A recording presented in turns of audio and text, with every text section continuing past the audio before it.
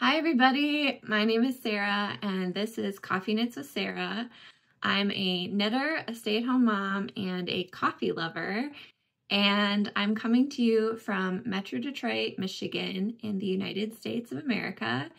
And today is a little different. We're going to be talking about 5 knitting patterns that I've been wanting to cast on for years at this point. The yarn I purchased specifically to knit those patterns has been sitting in my stash, which is this beautiful yarn cabinet behind me. And I have just been looking at it longingly for so long, and I thought I would share it with you today. So without further ado, let's get into it.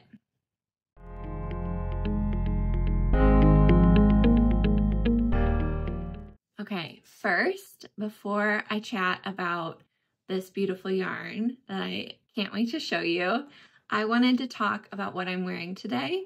This is my love note, and it's a sweater designed by tincanknits.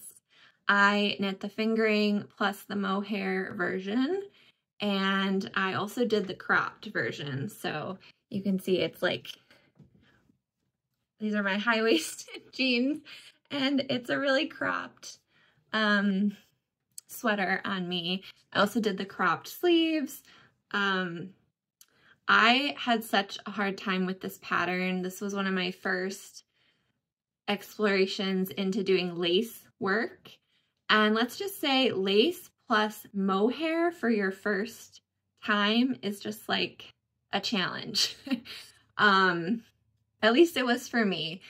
I had to rip back this sweater so many times because I could not get what yarn over meant or what it was supposed to look like. It just was really perplexing to me.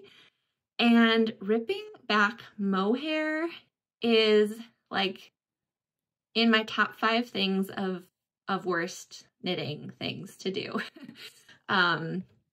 So I got this done, and I have my notes over here. 2023. I attempted to start this in 2020.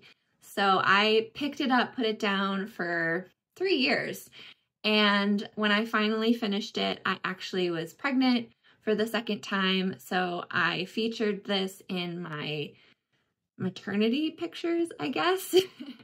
That's what they're called. And so I'll probably pop a picture in here of me wearing it and having it professionally photographed, which was really cool.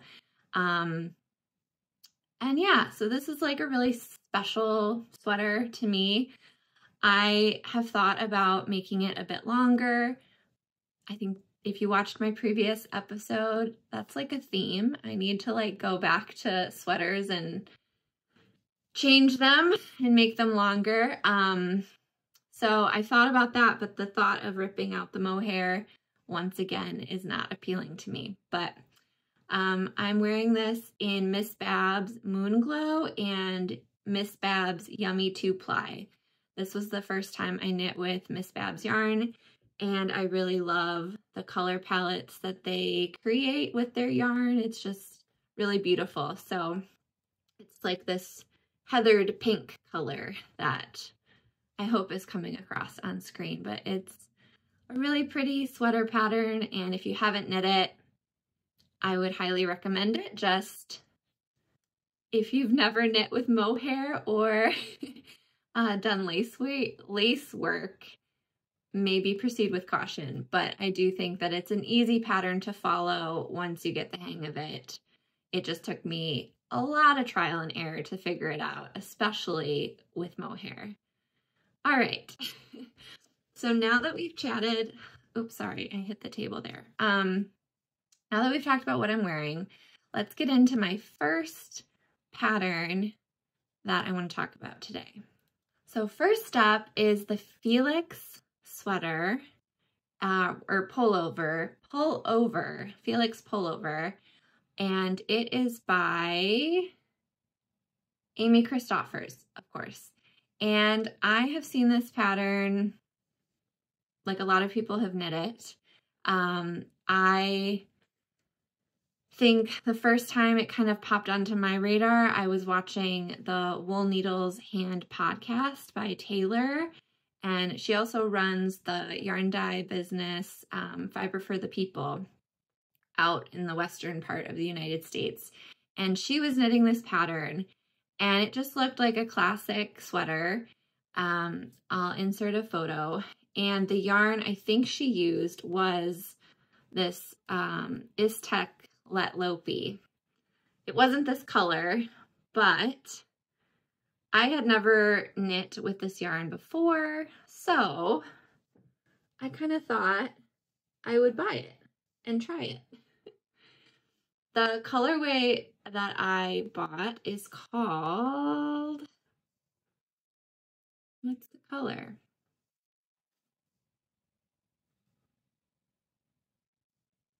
I don't know.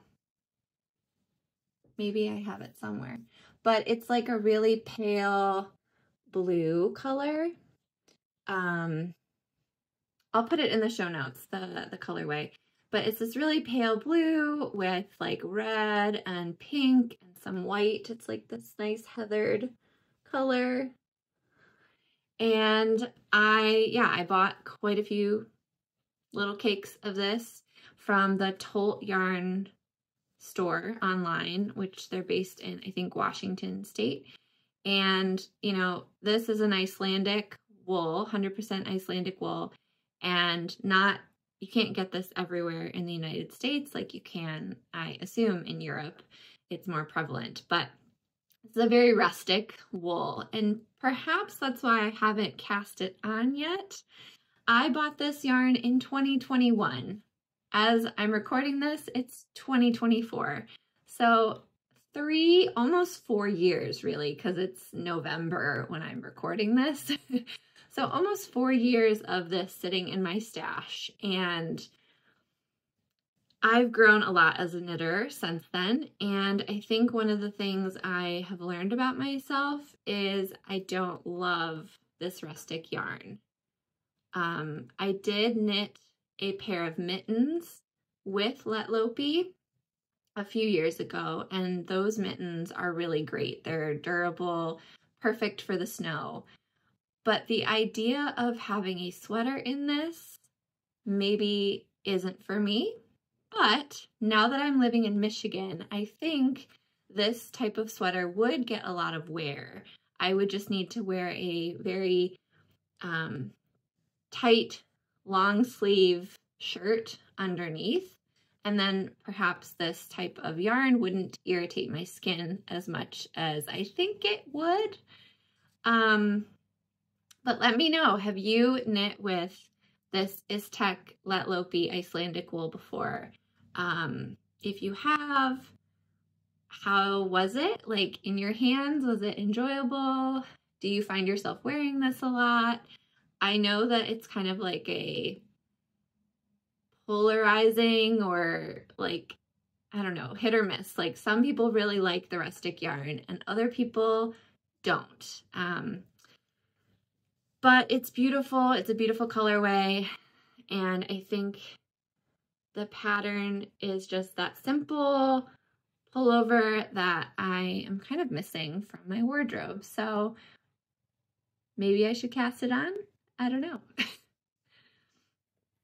All right. I guess we'll just roll right into the second pattern.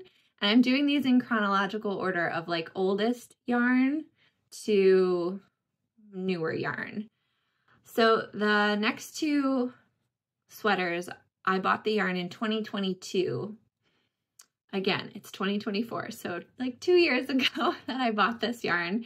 I purchased it at the Knot House, which was a yarn store in Frederick, Maryland, which is where my family used to live before moving back to Michigan this year.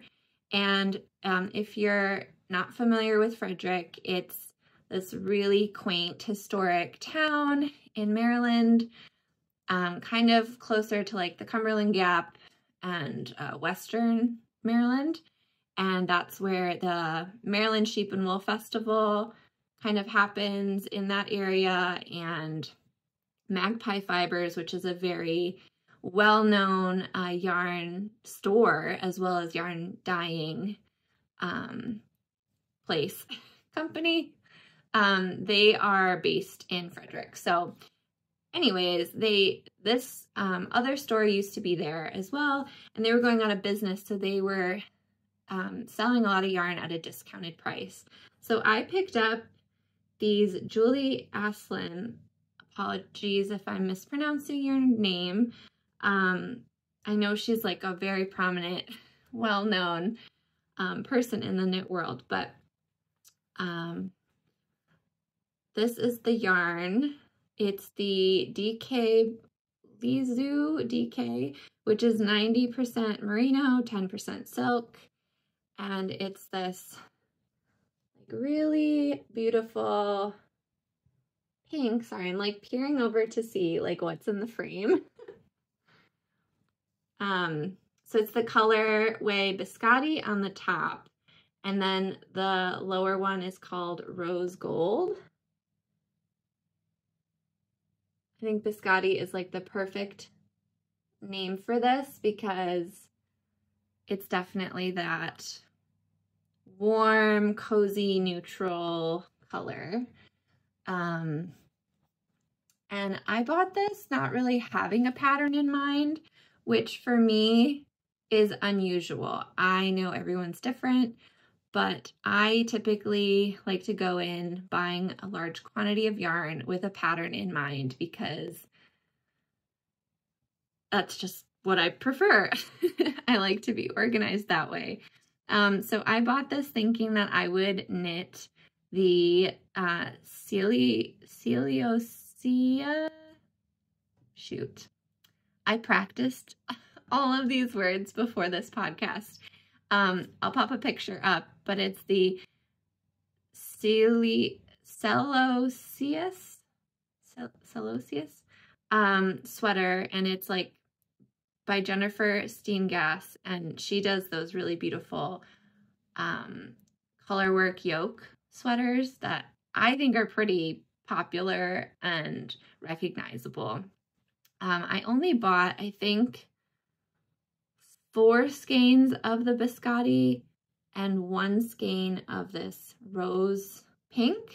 So the pattern is just a t-shirt. It's not a long sleeve sweater, and it's, yeah, DK weight. So I think that kind of limits like how far the yarn will go. I typically knit a size large or a size 4. My bust is busty, like, I guess. Anyways, all that to say is, yarn doesn't go as far for me as maybe it would for someone with a smaller bust.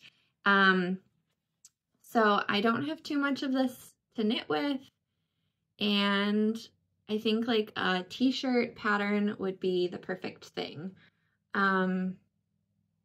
I still really love this sweater, and I know since 2022 when I bought this yarn, the knitwear designer has come up with so many more patterns. So perhaps I should go look and see if there's another one that catches my eye. I have not knit one of her patterns before, and I think it would be really fun to do it.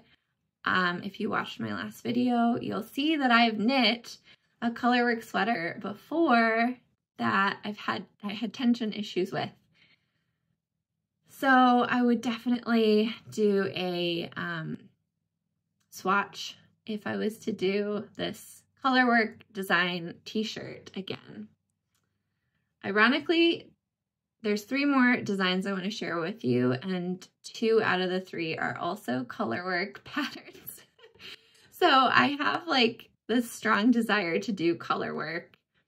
I just need to figure out if I need to go up a needle size and yeah, like what the gauge is, because I am a tight knitter. So anyways, that's the second sweater with the yarn that's been in my stash since 2022.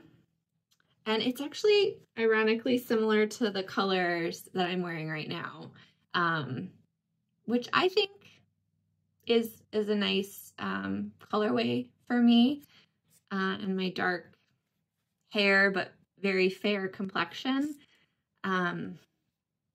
I don't know. Let's move on, I suppose. I was trying to think in my head if there was anything else I wanted to say about that yarn, but I don't think so. So let's move on to the third pattern and yarn. All right, this was also purchased in 2022. This was bought to knit the Alpenglow sweater from Andrea Mowry. This was, I think, the Rhinebeck sweater that year. I don't know. Everyone was knitting it. That's all I know. And here I am in 2024, and I have not cast it on. I was inspired by Meredith over at Mare_Berry on Instagram. I loved the version that she knit up. So I went and bought yarn that I think is the same or not similar to the yarn that she used, the colorways anyways. So this is the Magpie and Spincycle collab dyed in the Skein. And it's this really classic gray color called Ash. Ba-bum. And then there's this colorway, little bit bougie.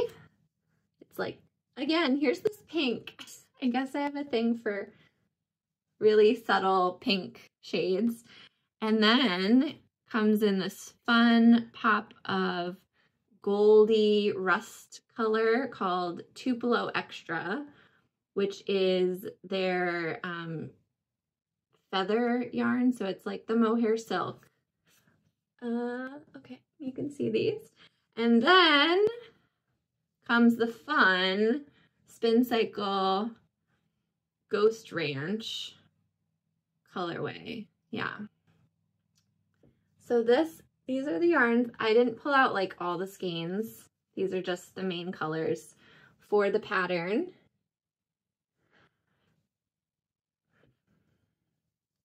Here they are. Okay.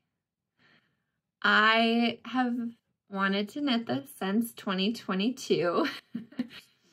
And it's an all over kind of color work.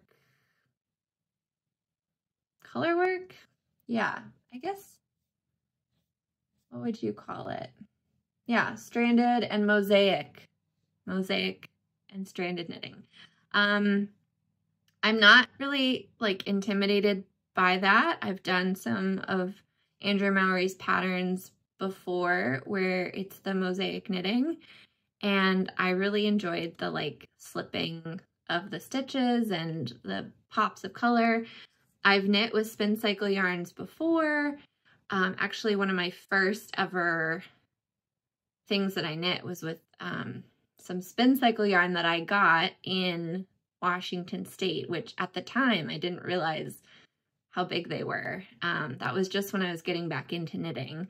And I just, yeah, I love the changing variegated yarn vibes of that type of yarn. I know there's other people who knit or who dye yarn like that, and I just think it's so fascinating. This yarn is so soft. If you've never had this yarn before, this is just such a tight, squishy yarn. I think, I don't know. It'll just be really fun to knit with this sometime. It's fingering weight. I believe the story was that this yarn was processed in, or like, yeah, spun at Spincycle and then dyed at the Magpie Studios. I think that's what it was. So I picked this up at Magpie's store when they opened their flagship store, the big one that they currently are in. So I went to, you know, one of their first like events, and I picked up this yarn, and yeah, I think that these colors are beautiful and fun, and I would like to knit this. I just think the mood has not struck to do this stranded all over color work, because that's not just the yoke, which is the last sweater that we talked about, but this is like the whole body, the arms, everything. So yeah, I think you got to be in the mood to do that. And it hasn't happened yet. Until then, it'll just stay cozy in my stash and taunt me for a while. The next yarn and pattern is for the Dartmoor sweater by Caidree. I bought this yarn in 2023, and it is this beautiful heathered gray skein of yarn.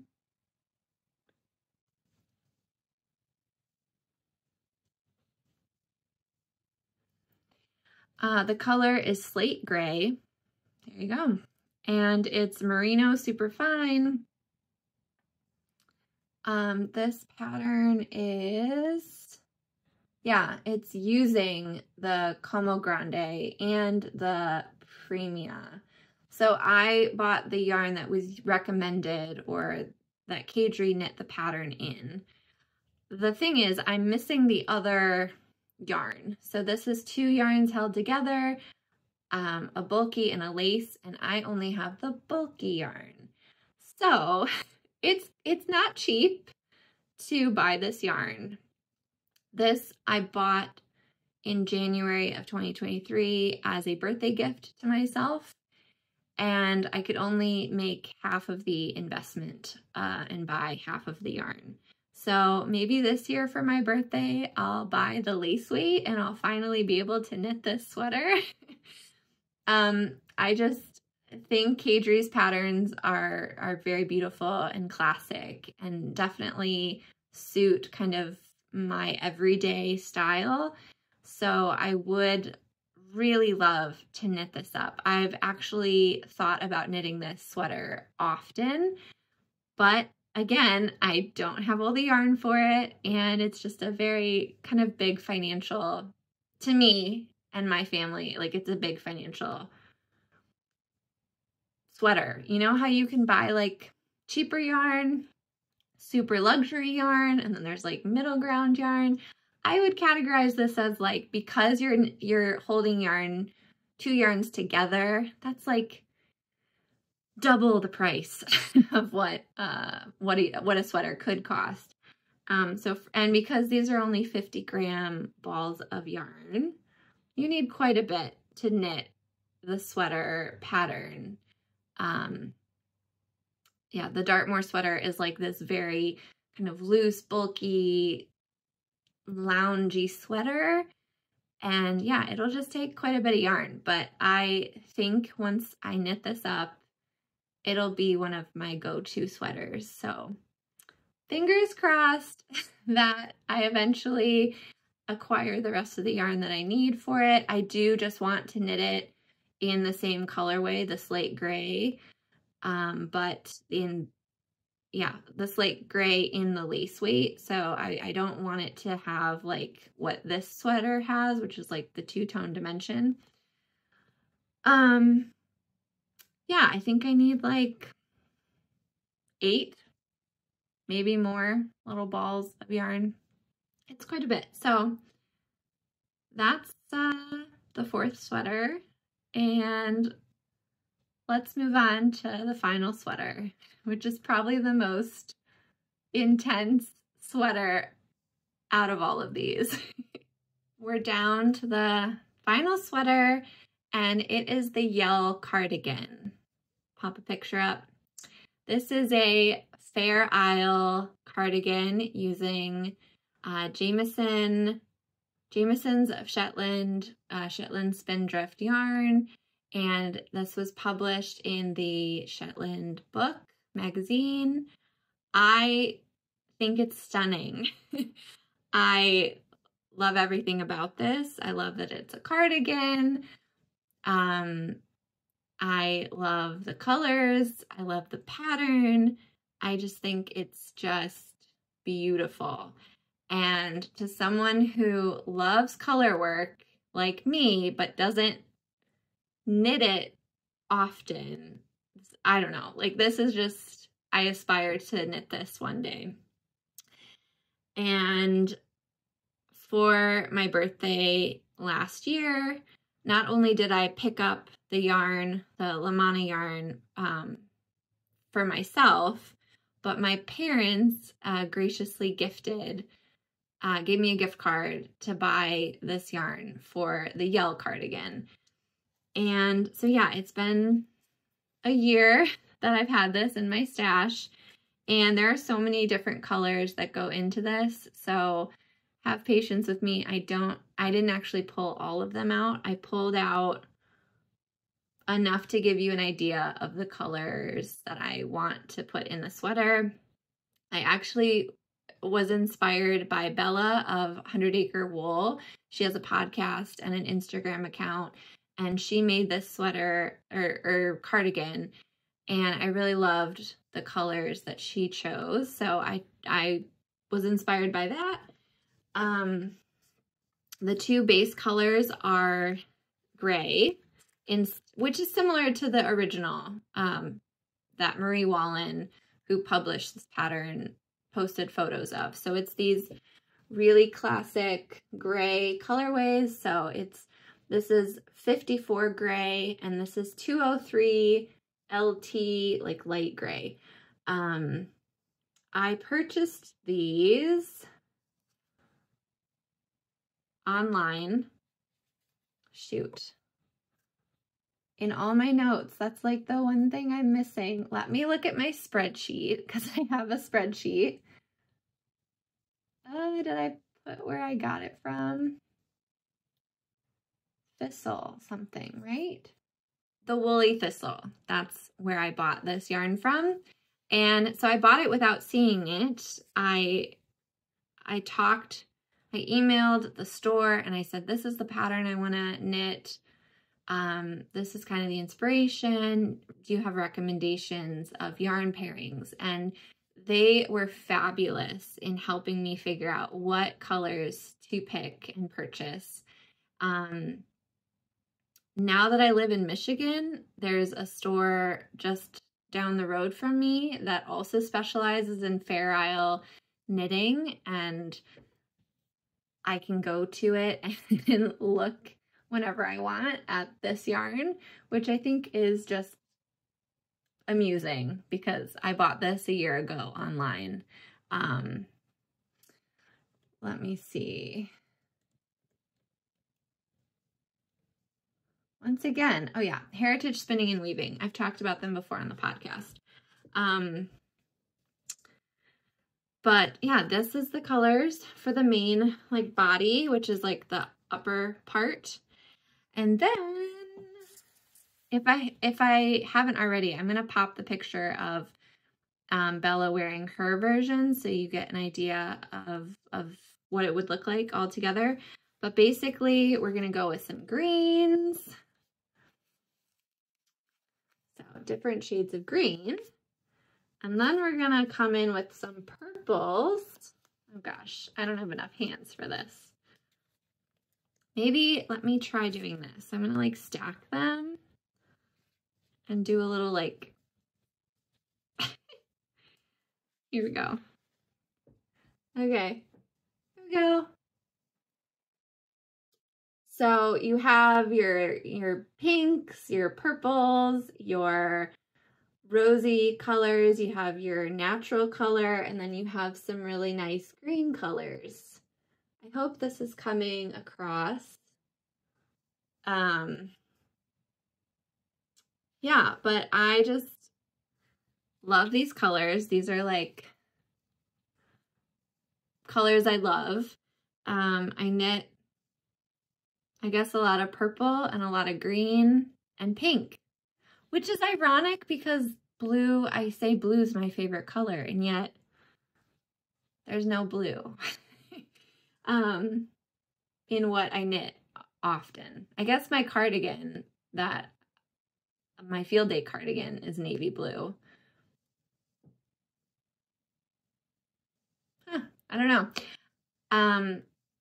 So yeah, this plus the gray colors will one day become my Yell cardigan.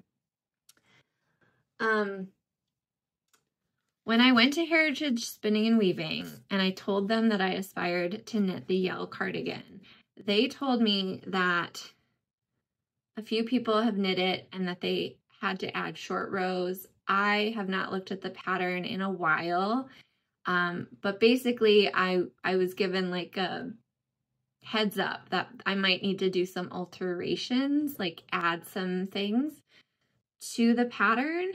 And I think that as wonderful as that was, that also scared me a bit because I like to just follow the pattern to a T. Yeah, I haven't like swayed and like done too many alterations, I guess.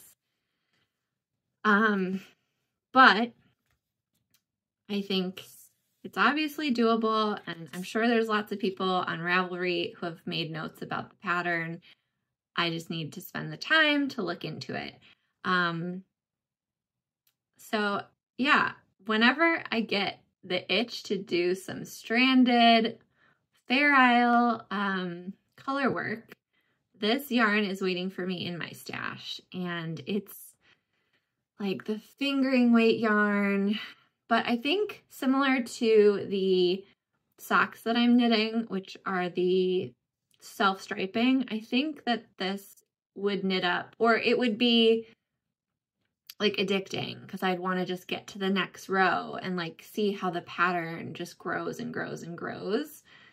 I think that's what I love about color work, because it just keeps me really engaged versus a very large chunk of a sweater that's just straight knitting, like one color. But again, you have to be in the mood to knit this kind of garment. And the past year, with all that we had going on, I just needed simple sweaters and knits to work on. Sorry, my voice is starting to go. But I'm hoping, yeah, in the next year or so, I'll have the mental space to kind of cast on some of these more challenging, intricate patterns and use this yarn that's been in my stash forever, or at least it feels like it's been there forever. And since 2022, really, or 2023, I've decreased my yarn spending. I have not been buying a lot of new yarn, at least not in huge sweater quantities. So not saying that to say that that's good or bad or anything, but I do have this desire to just knit with what I've got a little bit right now, before I buy a lot more yarn. But I do see a lot of beautiful yarn being made, and I'm sure next year when I go to fiber festivals, I'm gonna want to buy more yarn.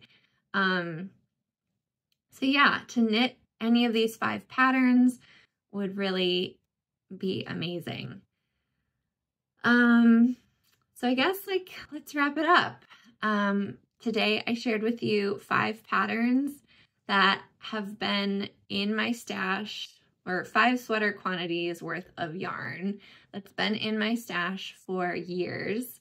And I just can't wait to eventually knit them up. I think they're all unique and beautiful patterns, and I hope that eventually I get the urge to cast them on. Let me know if you've knit any of these patterns, or if you've knit with any of the yarn that I've shared with you today. I don't think I've really shared any of this yarn before. It's all kind of unique, and yeah, it's all just fun and different yarn. So yeah, and also let me know what you thought about this podcast, if it was cool or not. I know some of you have wanted to kind of get a peek at my stash, so here's my way of sharing a little bit of my stash with you and 5 patterns that I hope to knit up eventually. I hope wherever you are safe and warm and cozy, and that you have your knitting and a warm beverage or something that you enjoy. And I will see you next time. Bye, everybody.